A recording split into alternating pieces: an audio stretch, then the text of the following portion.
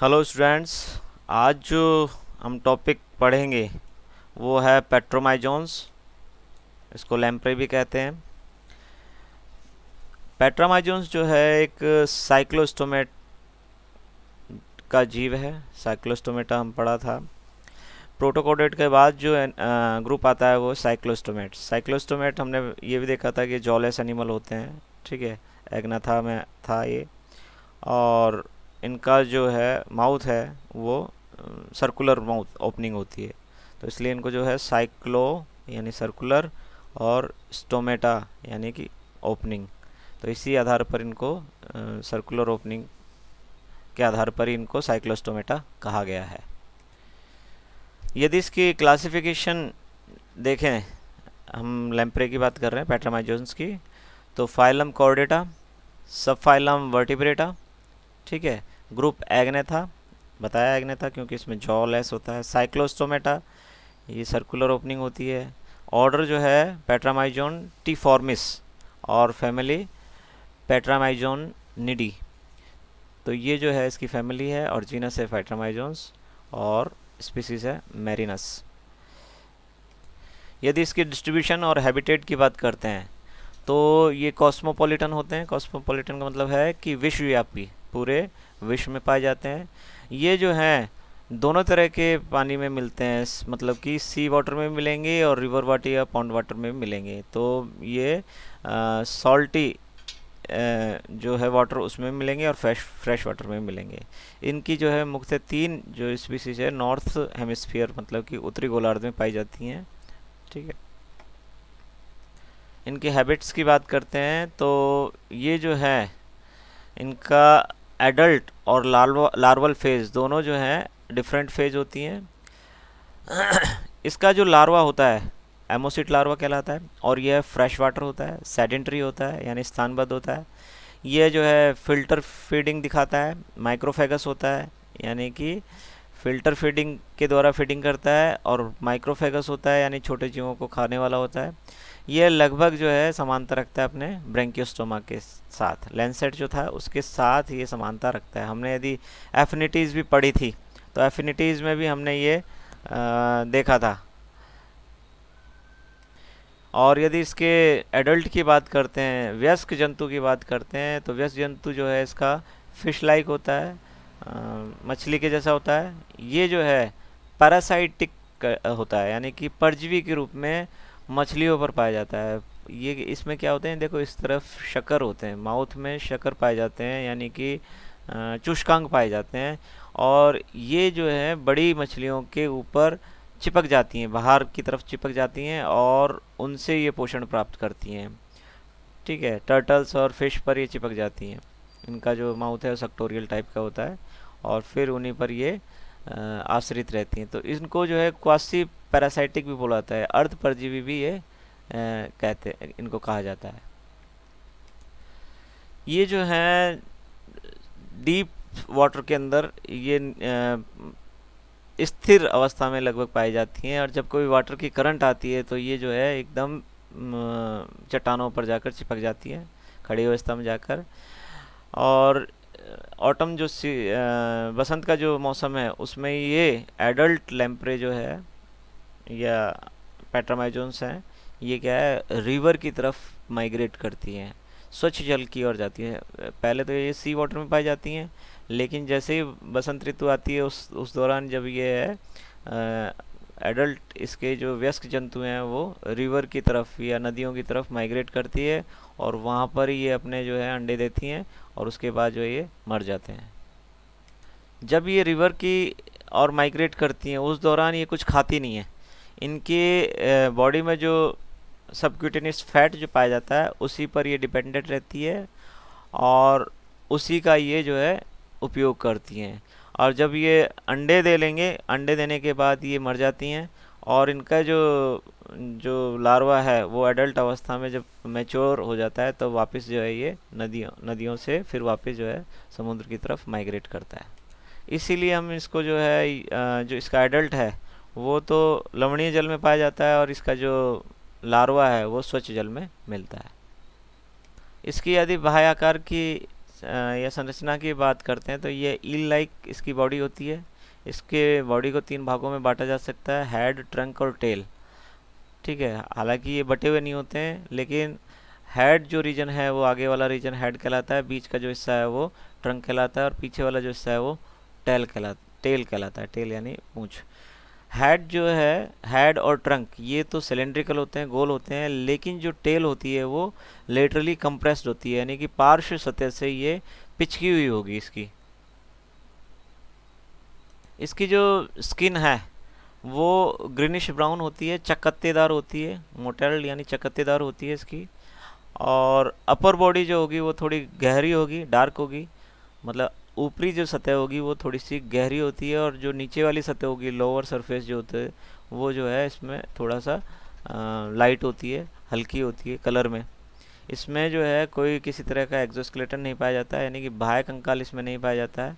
इसमें जो है बाहरी सतह जो होती है इसकी चिपचिपी होती है। इसमें जो एपिडर्मल ग्लैंड्स पाई जाती हैं उसकी वजह से ये, उसका जो सीक्रेशन की वजह से ये बाहरी सतह जो है इसकी चिकनी पाई जाती है। इसमें जो सी लैम्प्रे है वो लगभग 1 मीटर लंबी होती है, और फ्रेश वाटर लैम्प्रे है वो लगभग 90 सेंटीमीटर तक लंबी होती है, और ब्रुक लैम्प्रे जो पाई जाती है वो इन सबसे छोटी होती है और 45 सेंटीमीटर लगभग ये लंबी होती है। इसके फिन्स की यदि बात करते हैं तो इसमें पेयर्ड अपेंडेजेस तो अनुपस्थित होते हैं, नहीं पाए जाते, लेकिन इसमें 2 जो है मीडियन डोर्सल फिन पाए जाते हैं। ये जो 2 तो डोर्सल और एक कॉर्डल, एक पीछे कॉर्डल भी पाया जाता है इसमें टेल के पास। ठीक है, और ये ऊपर पृष्ठ सतह पर पाए जाते हैं। यदि हम इसकी संरचना देखेंगे, मैं बताता हूँ अभी इसकी। ये तो है इसका पहला डोर्सल फिन होता है, और ये जो है इसका दूसरा डोर्सल फिन होता है। यहाँ पर जो है ये इसका कॉर्डल फिन होता है। तो 2 डोर्सल फिन होते हैं और एक कॉर्डल फिन इसमें पाया जाता है। इसके बकल फनल की बात करते हैं, माउथ की यदि बात करते हैं तो इसका जो मुंह होता है वो कप लाइक होता है, शक्कर, या इसको बकल फनल भी कहते हैं। इसके चारों तरफ जो है इसमें पेपलीज पाई जाती हैं जो कि अटैचमेंट प्रोवाइड करती हैं। यहाँ यदि देखेंगे तो ये जो है पेपलीज हैं जो कि किसी भी सतह पर चिपकने के लिए में मदद करती हैं इसको। बकल फनल के जो अंदर की ओर इसमें एपिडर्मल टीथ पाए जाते हैं। ये जो टीथ होते हैं ये ओरल टूथ प्लेट, मतलब कि इसमें क्या है, घेरा होता है। अपर और लोअर जो माउथ का सर्कुलर होगा तो उसमें अपर साइड भी होगी और लोअर साइड भी होगी। ये कुल मिलाकर क्या है कि ओरल टूथ प्लेट बनाते हैं। और ये जो टूथ प्लेट है ये एपिडर्मल, इन पर एपिडर्मल टीथ पाए जाते हैं। और ये जो भी टीथ हैं ये भी जो है किसी भी जो होस्ट है उस पर चिपकने में मदद करते हैं। इनका जो टीथ होते हैं ये वर्टिब्रेट टीथ के जैसे नहीं पाए जाते। इनकी यदि आँखों की, आइज़ की बात करते हैं तो दोनों तरफ जो है पेयर में, मतलब ये एक पेयर आइज पाई जाती है लेटरल साइड में। माउथ के जो है लेटरल साइड में 2 आई मिलेंगी, आंखें मिलेंगी, और ये बिना आईलिड के पाई जाती है। इसके ऊपर एक ट्रांसपेरेंट जो है स्किन का कवर पाया जाता है, लेकिन आईलिड नहीं पाई जाती है। अपर्चर्स की बात करते हैं तो एंटीरियर एंड पर तो जो है बकल फनल पाया जाता है। साथ ही साथ में इसमें एक जो है एक सिंगल मिड डॉर्सल नॉस्ट्रिल भी पाया जाता है, मतलब कि एक नासा छिद्र मिलेगा, बस एक ही होगा। जैसे अपने तो 2 होते हैं, इसमें सिर्फ एक सिंगल जो है मिड डॉर्सल मध्य पृष्ठ सतह पर एक नॉस्ट्रिल पाया जाता है। इसमें 7 जो हैं एक्सटर्नल गिल स्लिट्स की ओपनिंग पाई जाती है। ये दोनों तरफ लेटरल साइड में दोनों तरफ जो है ओपनिंग मिलेगी। इस 7 पेयर के रूप में आइज के पीछे की तरफ लेटरल साइड में ये पाई जाती है। अधर सतह पर ट्रंक और टेल के जंक्शन पर एक छोटा सा डिप्रेशन पाया जाता है। ठीक है, अंतर्वलन पाया जाता है जिसमें कि जो कि क्लोएका ओपनिंग उस पर पाई जाती है। और यहाँ पर ही एक जो है यूरिन और जेनिटल पेपिला पाई जाती है। इसी के पीछे जस्ट मतलब इसी के यदि आगे से लेंगे तो आगे इसके आगे की तरफ जो है एक ओपनिंग पाई जाती है जिसको क्लोएका बोलते हैं, और इसी क्लोएका में एनस अंदर की तरफ खुलती है। इसमें सेंसरी पोर पाए जाते हैं, बहुत सारे सेंसरी पोर पाए जाते हैं। ये जो है पार्श्व सतह पर पीछे की तरफ तक पाए जाते हैं, दोनों तरफ जो होंगे लेटरल साइड पर ये जो है सेंसरी पोर्स पाए जाएंगे जो कि सेंसेशन का काम करते हैं। अब आते हैं इसके इंटरनल स्ट्रक्चर्स पर। इसमें सबसे पहले स्किन ले लेते हैं।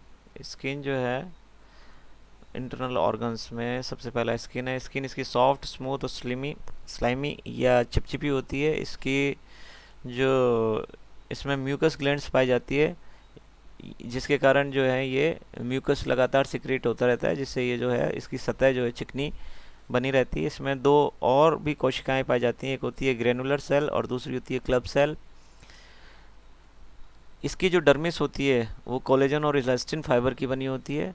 इसमें स्टार शेप जो है क्रोमेटोफोर्स पाए जाते हैं जो कि स्किन के कलर को बदलने में मदद करते हैं, यानी कि इसके जो स्किन कलर है वो उसके जो पानी के हिसाब से बदलती रहती है।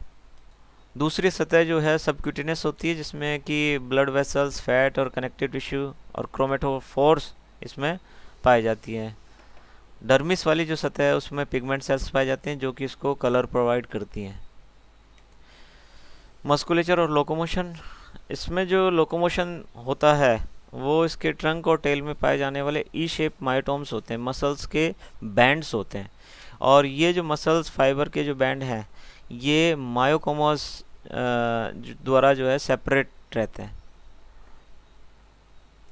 अब इसका यदि स्केलेटन की बात करते हैं, एक्सोस्केलेटन तो इसमें पाया नहीं जाता है, एंडोस्केलेटन होता है। वह जो एंडोस्केलेटन है, अंतःकंकाल है, वो कार्टिलेज का बना होता है, बोन्स नहीं होती हैं इसमें, तो कार्टिलेज का बना होता है। इसमें नोटोकोड पाई जाती है। ये जो नोटोकोड है ये जिलेटिनस नोटोकोड पाई जाती है, और ये जो है कनेक्टिव टिश्यू के द्वारा घिरी होती है। इसके यदि हम डाइजेस्टिव सिस्टम की बात करते हैं तो इसमें जो डाइजेस्टिव सिस्टम है वो वेल डेवलप्ड पाया जाता है। इसमें इसका जो बकल फनल है उसमें सलाइवरी ग्लैंड पाई जाती है, और उसी सलाइवरी ग्लैंड के साथ ही एंटीकोगुलेंट जो है सिक्रीट किया जाता है। ये जो एंटीकोगुलेंट है ये रक्त का थक्का बनने में को रोकता है। जब किसी होस्ट पर चिपकी हुई होती है तो ये जो है शकर्स के द्वारा उससे चिपक जाती है, और उसमें जो उसके जो घाव करके इसके जो टीथ के द्वारा इसमें घाव करके और फिर उसके जो ब्लड को शक करती है। तो ये सैंग्विवोरस हैबिट्स दिखाती है। सैंग्विवोरस मतलब एक तरह से ब्लड को शक करने वाले जो जीव होते हैं ना, या खून पीने वाले जो जीव होते हैं उनको कहते हैं सैंग्विवोरस। तो इसमें ये जो है सैंग्विवोरस हैबिट पाई जाती है, और ये फिर जो है मतलब ब्लड शक करती है। उस दौरान यदि कोगुलेशन हो गया तो जो है ब्लड शकिंग नहीं हो पाएगी। इस वजह से इनमें क्या है कि जो सलाइवरी ग्लैंड्स होती है उसी के साथ एंटीकोगुलेंट जो है लगातार सिक्रीट किया जाता है। ठीक है। यदि रेस्पिरेटरी सिस्टम की बात करें, श्वसन तंत्र की बात करते हैं, तो इसमें क्या होगा कि 7 पेयर जो है इसमें गिल स्लिट्स पाए जाते हैं। ये जो है 7 पेयर गिल स्लिट्स है। माउथ के द्वारा जो है वाटर करंट अंदर ली जाती है, और इन गिल्स के अंदर जो है इन गिल्स के द्वारा, जैसे यहाँ से जो है वाटर करंट एंटर करी और इन गिल्स से होकर जो है वाटर करंट निकलती है। यहाँ पर क्या है कि जो ब्लड कैपिलरीज का जाल होता है, और वहाँ से जो है गैसेस एक्सचेंज होगा। उनमें जो वाटर के अंदर पाई जाने वाली ऑक्सीजन वहाँ पाए जाने वाले ब्लड कैपिलरीज में चली जाती है, और ब्लड कैपिलरीज में जहाँ कार्बन डाइऑक्साइड का पार्शियल प्रेशर ज़्यादा होता है तो वहाँ से जो है कार्बन डाइऑक्साइड पानी में डाल दी जाती है, और ये जो पानी बाहर की तरफ निकाल दिया जाता है। तो इस तरह से इसमें जो है जिस तरह से जैसे फ़िश के अंदर जो है रेस्पिरेशन होता है या श्वसन होता है, इसी तरह से इनमें ये जो है श्वसन की प्रक्रिया पूर्ण होती है। अब आते हैं इसके सर्कुलेटरी सिस्टम पर। सर्कुलेटरी सिस्टम की बात करते हैं तो इसमें एक हार्ट पाया जाता है। ये जो यहाँ पर दिखाई दे रहा है इसका, ये हार्ट है, ठीक है। और ये जो हार्ट है ये वेंट्रली, मतलब ये तो डोर्सल सरफेस हो गई, ये अधर सतह पर पाया जा रहा है, ठीक है। यह एक पेरिकार्डियम जो है झिल्ली होती है उसके द्वारा ये घिरा होता है। इसके मुख्यतः 4 जो है चैम्बर होते हैं। पहला जो चैम्बर होता है जो कि ये पहला जो चैम्बर है साइनस वेनोसस कहलाता है, ठीक है। ये जो साइनस वेनोसस है ये सब बॉडी से आने वाला जो अशुद्ध रक्त है ये साइनस वेनोसस में सबसे पहले डाला जाता है। मैं जो अभी सर्कुलेशन बताऊंगा तो भी इसको बताऊंगा।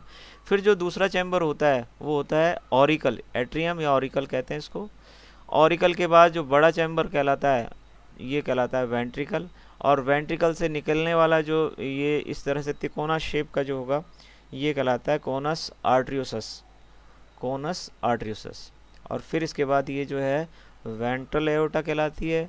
ये वाली जो ब्लड वेसल्स है ये डोर्सल एओर्टा कहलाती है। ये डोर्सल एओर्टा है, यहाँ पर देख रहे हैं। और ये जो है वेंट्रल एओर्टा है, ठीक है। अब सर्कुलेशन किस तरह से होता है इस पर आते हैं। सबसे पहले क्या होता है कि रक्त, जो अशुद्ध रक्त है वो पूरे शरीर से, यहाँ से देखो ये तो इस आगे वाली जगह से और ये वाली जो है पीछे वाले सतह से, तो पीछे और आगे पूरे जो है बॉडी से अशुद्ध रक्त को साइनस वेनोसस में लाया जाता है। साइनस वेनोसस से ये जो है ऑरिकल में जो है ऑरिकल में ब्लड ट्रांसफ़र होता है। और ऑरिकल से फिर ये जो ब्लड है ये अपने वेंट्रिकल्स के अंदर आता है। वेंट्रिकल से होता हुआ ये कोनस आर्टरियोसस में के थ्रू, कोनस आर्टरियोसस एक्चुअली क्या है कि एक ओपनिंग मान सकते हैं कि वेंट्रल जो एओर्टा है उसकी और वेंट्रिकल के बीच का जो तिकोना हिस्सा होता है वो कोनस आर्टरियोसस कहलाता है।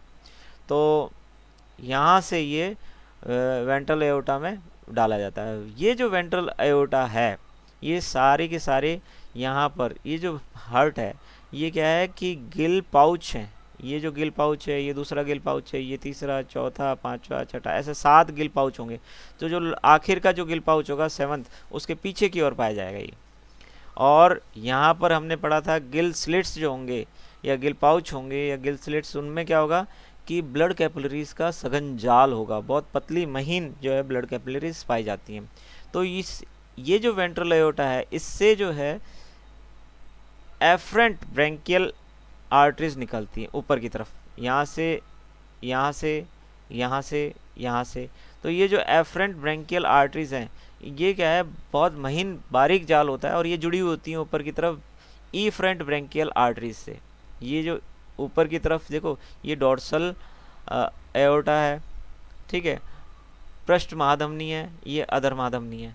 तो जो पृष्ठ महाधमनी से इफ्रेंट ब्रैंकियल निकलेंगी और अधर महाधमनी से जो है एफरेंट ब्रैंकियल निकलेंगी। दोनों जो हैं गिल स्लिट से मिलती हैं। तो यहाँ से क्या होगा कि अशुद्ध रक्त लाया जा रहा है और इसके द्वारा ये जो गिल पाउच हैं उन जो एफरेंट ब्रैंकियल आर्टरीज हैं उसमें ये डाला जाता है। अब यहाँ पर क्या हो रहा है कि जो ऑक्सीजनेटेड जो पानी है, यानी मुंह से जो पानी अंदर आ रहा है उसमें ऑक्सीजन घुली हुई है और ये जो पानी है इन गिल स्लिट्स के द्वारा बाहर की तरफ निकाला जाता है, जैसे फिश में होता है जैसे। तो ये जो पानी है इन जब गिल स्लिट से होकर गुजरता है तो ये ब्लड कैपिलरीज के संपर्क में होकर गुजरता है। अब जब ब्लड कैपिलरीज में चूंकि कार्बन डाइऑक्साइड की पार्शियल प्रेशर ज़्यादा है और ऑक्सीजन का पार्शियल प्रेशर कम है, इसलिए ऑक्सीजन तो पानी से ब्लड कैपिलरीज में आ जाएगा और ब्लड कैपिलरीज में जो कार्बन डाइऑक्साइड है वो पानी में डाल दी जाती है। चूँकि ब्लड का फ्लो इस तरफ से यूँ हो रहा है, देखो ब्लड का फ्लो ये यूँ है, यानी कि नीचे से ऊपर की तरफ। तो ब्लड यहाँ से ऊपर की तरफ जा रहा है, तो जो जाने वाला ब्लड होगा ऊपर की तरफ वो कैसा होगा, शुद्ध रक्त होगा। और ये कहाँ से कलेक्ट किया जाएगा, ये कलेक्ट किया जाएगा इफ्रेंट ब्रैंकियल आर्टरीज के द्वारा कलेक्ट किया जाएगा।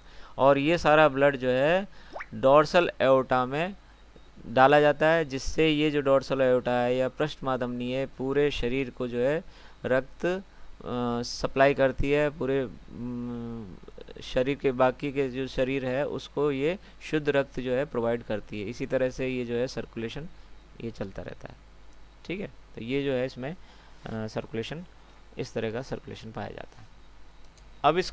अब बचता है इसका रिप्रोडक्टिव सिस्टम है और एमोसिट लार्वा है, ये जो हम है अगले उसमें पढ़ेंगे। ठीक है, नेक्स्ट जो वीडियो बनाऊंगा उसमें मैं आपको ये चीज़ बता दूंगा। ठीक है, थैंक यू वेरी मच।